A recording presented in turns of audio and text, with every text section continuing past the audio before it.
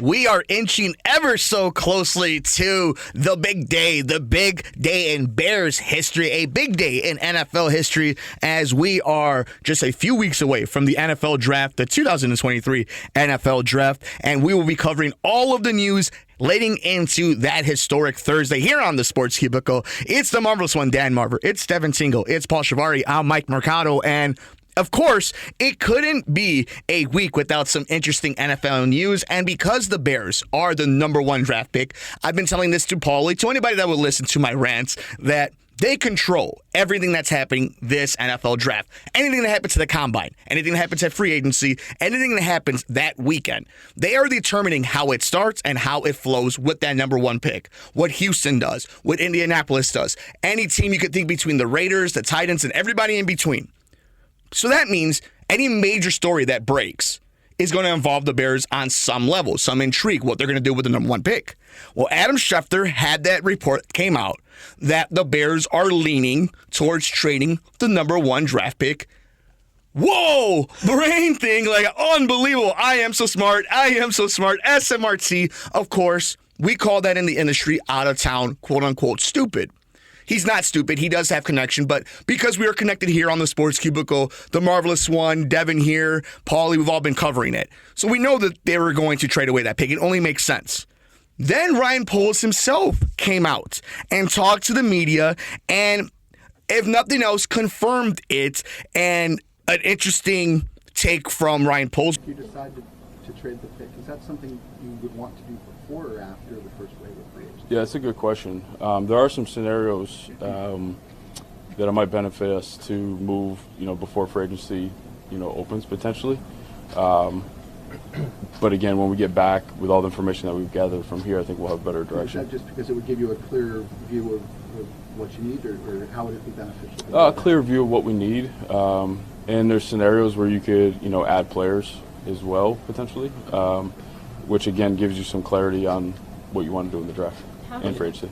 How does having the number one pick change how you approach this week?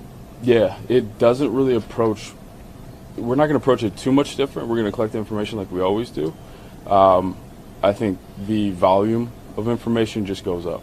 Hey Ryan, has anything changed with Justin Fields and you saying he essentially have to be blown away to trade him? Anything changed in that regard? No, nothing's changed there. I saw, the deal from yesterday in terms of leaning one way or the other. I think that's always been the case. We've always leaned that way because Justin did some really good things. I'm excited about where his game's going to go. But at the same time, when you sit in our situation at one overall, you have to do your due diligence. You have to investigate everything. You got to spend time with those guys just to make sure we're making the right decision. What's important to me, and I think everyone knows me by now, and how I want to treat our players, we'll be in communication with Justin along the way just to make sure that, he knows what we're doing and nothing's a surprise to him. Have you talked to him already about that and the fact that there's going to be a lot of chatter about the quarterback position kind of until you guys make a move? Yeah, we anticipated this a while ago, so we've been in communication with him from the beginning. So we know that they are leaning towards trading that pick. We know that they feel like they're all in on Justin Fields. So now the rumors become, what are the Bears going to do? How low are they willing to go? Is it number 4 so they guarantee themselves Will Anderson or a Jalen Carter? Well, of course, people believe Jalen Carter is the best player in this draft. More than what you're going to get for Bryce Young or CJ Stroud. They're the guys who are going to get picked first because of the quarterback.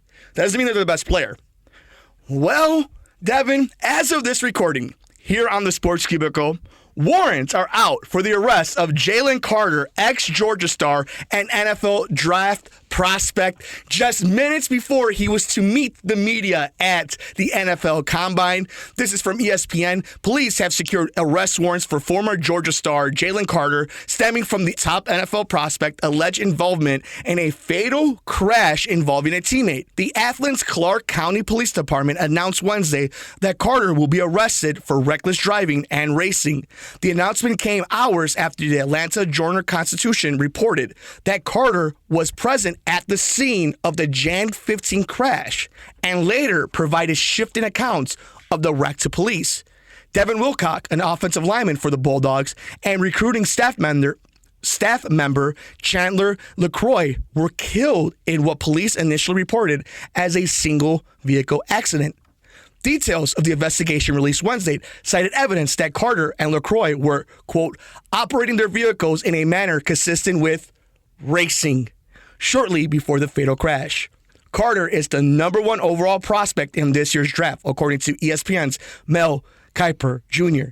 He is not participating in the workout portion of this week's NFL Scouting Combine in Indianapolis, but will conduct interviews with teams, undergo a physical, and is scheduled to address reporters Wednesday, which of this recording he has not. So, Devin, it's been a busy week, and as of this recording, late into Wednesday afternoon, going into Thursday, this is somebody I think we all agree the Bears were targeting. Jalen Carter, Will Anderson, if they don't get off the top 5. Do you think, what is your initial thought of what's going on here with this incident that's just breaking? You didn't know about this as of us cracking the mics. That what could be a future Bear is in this situation now where lives were lost and he lied to the police. Well, let's be real here. This man is not going to play in the NFL. If he does, he's going to go to the Raiders because that's where all the trouble players go. If it's not the Raiders, definitely New York Jets here. But I'm not too concerned, Mercado, as this is the NFL draft, and they can trade up for or trade down for another guy in the round. They can trade for multiple picks in the second round. They can pull a Bill Belichick and have no first-round pick, but have like 16 other picks here. I'm not too concerned here, though. The Bears have control in this draft, as you're saying here, and there's a lot of great young prospects out there that aren't just quarterbacks, but that's all everyone wants to talk about nowadays here. So I'm not too concerned, but at the same time here, it does lead to the point of what's going to happen with the rest of the draft here now, because that was one of their big target guys here. But now it definitely kind of gives more freedom, I guess, as the Bears could probably trade this to anybody, because I think, in that first 31 rounds there, a first-round draft pick, we've heard some real, horrible horror stories about some first-round draft picks. We won't talk about what the Bears did with their second overall pick a few years back. Mitch. But I'm not too concerned, Mercado, here. I'm not expecting the Bears to be, a 17-0 team here, but I'm definitely expecting closer to 500 this year. So I'm all for, decent draft picks, building through drafts, and maybe getting another veteran with this first-round draft pick. I believe that they still are in play to draft Will Anderson and Jalen Carter. I believe even with this incident, Jalen Carter's still in the cards for the Chicago Bears. If they believe he's the generational player that he is, the interior lineman that you could get from like an Aaron Donald, I think they're willing to take that risk. I think if Will Anderson falls to them and they're able to get to number 5, number 7, number 8, and he's for somehow, some miracle of the football gods, they'll go that direction. I think what's really fascinating is to see how this affects Jalen Carter, both civically and with the judicial system, and how it will affect his draft status in the NFL. I always thought you want to draft the guy that's getting demoted because of marijuana use. But I don't know about cases where people died. I think when trouble players are somebody like a Jeremy Tunsil who got caught doing a gravity bong, that's the thing, and it cost him, and he ended up being one of the best offensive linemen. That's a trouble player you go after. Is this worth it? No. And that's where it becomes fascinating. You also bring up the free agency. I think there's a good chance this year the Bears don't spend a lot of money in free agency because we're already starting to see the things the positions they would go after are starting to get sealed up within their own teams. So it's going to be interesting if they use the number 1 pick to grab as many assets in the draft, in the first round, the second round, the third round, to try to bulk up a roster that needs it. Yeah, I definitely agree with you there, and I definitely don't want them to spend a lot in free agency because I've been seeing so much clickbait about how the Bears are going to go after Saquon Barkley. I don't want a guy who has never done a complete season to stay healthy. Don't spend money on running backs. Exactly. That's the worst thing you do. They learned that with Matt Forte the hard way. But it was great, but towards the end of his career, though, that was not worth that money the Jets gave him. Mm-hmm. But definitely just where the Bears are at right now, it's just now you need to get a veteran and you need to build through the draft, though, here. Because, again, we learned getting old players does nothing for you here, though. And, of course, my big thing, though, with the Bears in this draft pick, it's going to be real hard to trade it right now because Aaron Rodgers doesn't know where he wants to play yet. So, and you bring up an interesting point that we're going to cover up until draft day, up until free agency of where the carousel is. We talk about the birthday boy, Paulie Chivari, and his favorite team, the Raiders. They lose Derek Carr. Where does Derek Carr fall into all of this? Are they going to be in on the Caleb Williams experience? How much they believe in Josh McDaniels is something he and I have debated for a long time. But that's just one team. What are the Jets going to do? What are the Packers going to do? What is San Francisco going to do? What's Tampa Bay? A bunch of teams out there that are trying to figure this out.